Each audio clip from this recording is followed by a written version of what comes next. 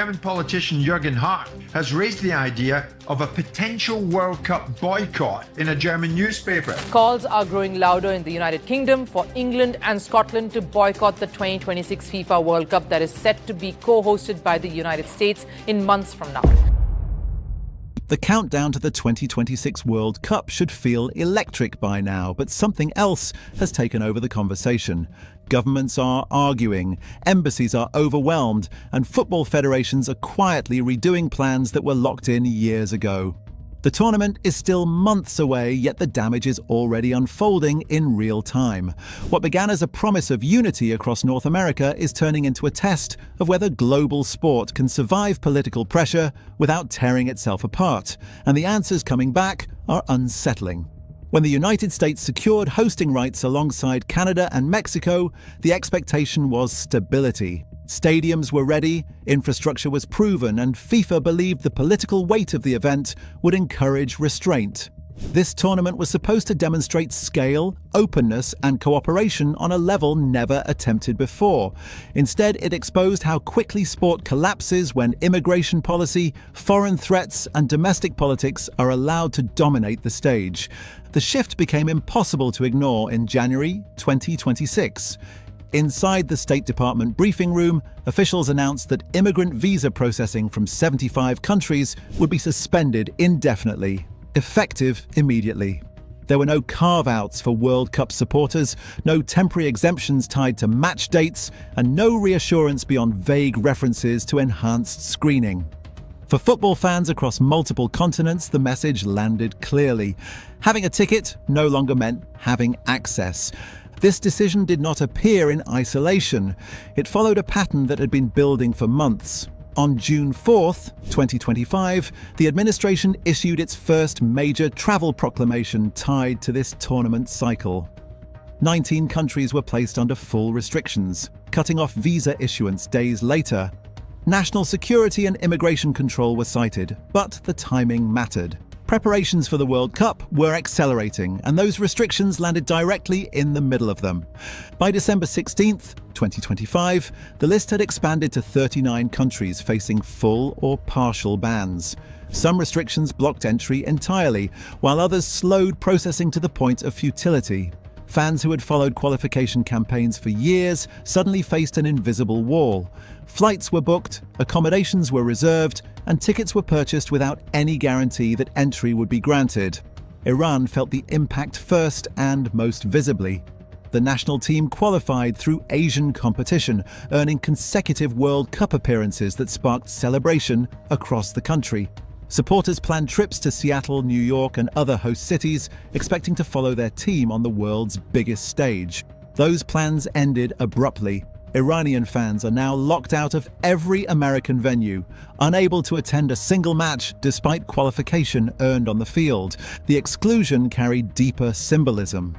Iran had already refused to attend the World Cup draw in Miami after visa denials blocked its delegation. When FIFA staged its ceremony in December and presented President Trump with a peace prize, Iranian football officials watched from home, barred from entry by the very government being honored.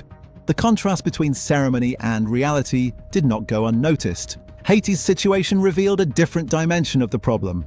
After 40 years of waiting, the national team finally qualified for its first World Cup. This was a breakthrough shaped by persistence through instability and limited resources, a moment meant to belong to players and supporters alike. Instead, Haitian fans now face a tournament they cannot attend.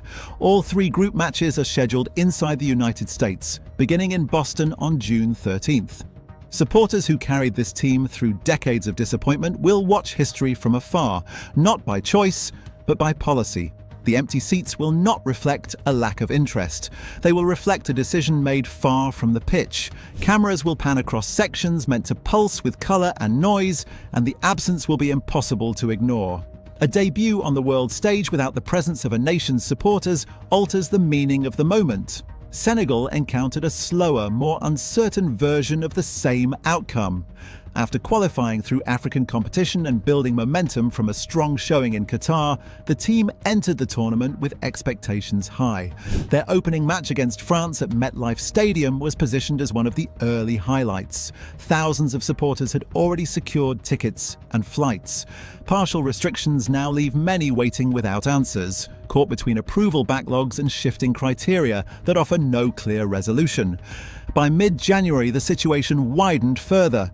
The indefinite suspension of immigrant visa processing for 75 countries pulled in nations across South America, Africa, and the Middle East. Brazil, Colombia, Egypt, Morocco, Tunisia, Uruguay, and Ghana all found themselves affected. While officials insisted tourist visas were not directly targeted, the practical effect was confusion and deterrence. Fans received a simple signal. Entry would depend less on football and more on political alignment. FIFA attempted to stabilize the situation. A special pass system was introduced to prioritize supporters, and hundreds of additional consular officers were assigned to handle applications. Public statements emphasized commitment to a successful tournament. Yet the numbers released alongside those announcements told a different story. Over a 33-day window, more than 500 million ticket requests poured in from every member nation, averaging 15 million per day. Demand had never been higher, and certainty had never been lower. Hidden inside FIFA's own release was a crucial disclaimer. A match ticket did not guarantee entry into any of the host countries. That sentence changed everything. Families committing thousands of dollars were no longer planning a trip. They were taking a risk. Attendance depended on diplomatic weather rather than sporting merit, turning the tournament into a calculation few expected to make. That uncertainty spilled into formal politics soon after. Germany became the first major football power to openly question participation. Drawn into a group spanning Houston, New Jersey, and Toronto, the team represents history, influence, and commercial gravity.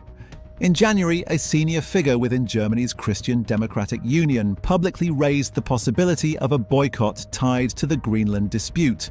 The statement was not symbolic. It was strategic, aimed at applying pressure through the one platform the United States could not easily dismiss. The Greenland issue had already strained relations. Public threats involving tariffs, territorial acquisition, and military options unsettled European governments. Linking those tensions to the World Cup reframed the tournament as leverage rather than celebration. Polling inside Germany revealed that nearly half the population supported withdrawing from the tournament if American pressure escalated. Opposition was smaller. This was not fringe outrage, it was mainstream discomfort. Germany's sports minister declined to endorse the idea directly, redirecting responsibility toward football authorities. The lack of immediate condemnation carried weight. It signaled that the conversation itself had become acceptable. That alone marked a turning point. Across the Channel, frustrations surfaced in a more formal setting.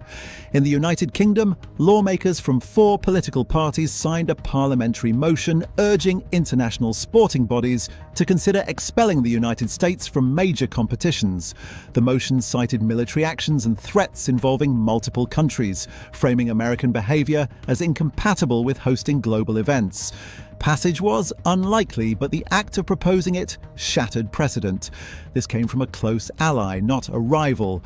Coaches began addressing the issue publicly. Ivory Coast's national team manager spoke with restraint, emphasizing that hosts are responsible for ensuring access for qualified teams and their supporters. He referenced past tournaments where logistical challenges were resolved because inclusion was treated as essential. The comparison was unavoidable. Solutions appear when hosts want fans present. Players echoed that view. Officials and federations began working independently with governments to find workarounds. Responsibility shifted away from FIFA and toward national negotiations, an inversion of how World Cup hosting traditionally functions. As uncertainty spread, Canada emerged as an unintended beneficiary. With 13 matches scheduled, Canadian venues suddenly represented stability. Supporters blocked from the United States redirected plans north. Toronto's fixtures, including Senegal's group match and Ivory Coast's clash with Germany, became magnets for fans seeking certainty. Money, tourism, and energy followed them.